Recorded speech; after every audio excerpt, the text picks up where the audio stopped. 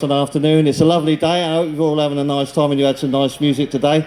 We've got some good speakers for you. The first speaker to come up is my Unite, shall we say, Chief of Staff. So he's going to give us a bit of a chat, and it's I'd like to introduce Andrew Murray.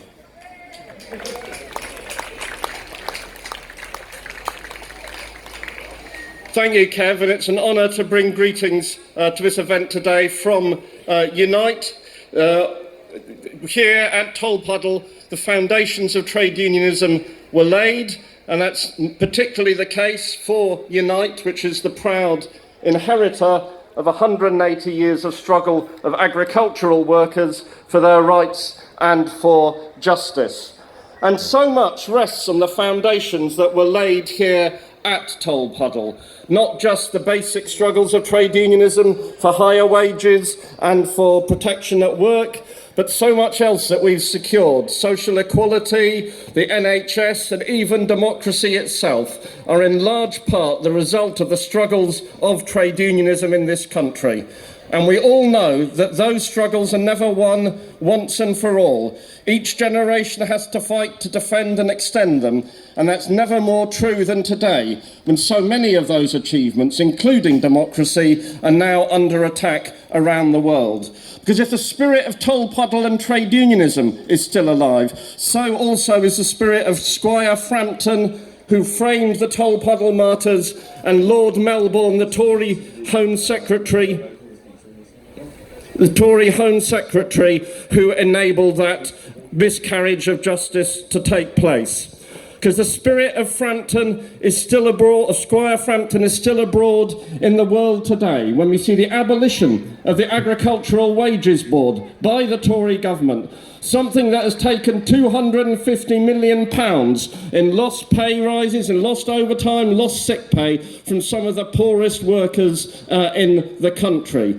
Indeed, the whole food supply chain, 850,000 workers in Britain, is home to a host of abuses by employers. And we're seeing even today that the employers wanting to use ex-convicts, servicemen and so on as cheap labour rather than hiring free labour, trade union rates to do the job. The spirit of Lord Melbourne is abroad today as well, with the continuing legal attacks on the trade unions, the latest Trade Union Act designed to make it still harder to fight for justice, and the endless raids against vulnerable workers, often immigrant workers, when the people who should be targeted are the greedy fat cat bosses who are living off their labour. So yes, we need to fight against today's Framptons and Melbournes as hard as we did 180 years ago.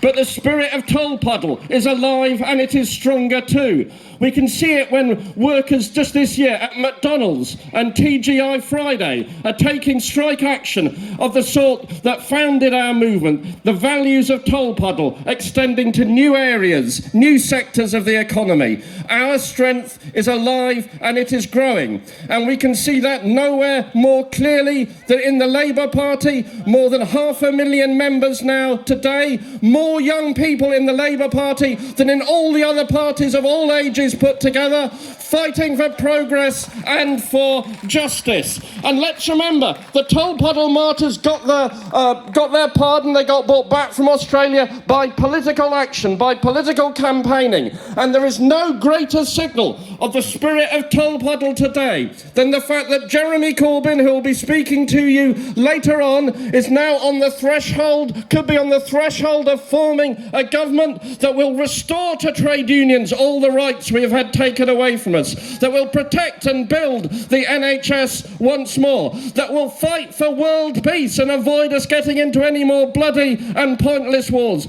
So if we want to do our bit for the spirit of Tolpuddle in the next 12 months, let's get that general election, the people's vote we need, that gets the Tories out and puts Jeremy Corbyn, man of Tolpuddle, in Downing Street. Thank you very much.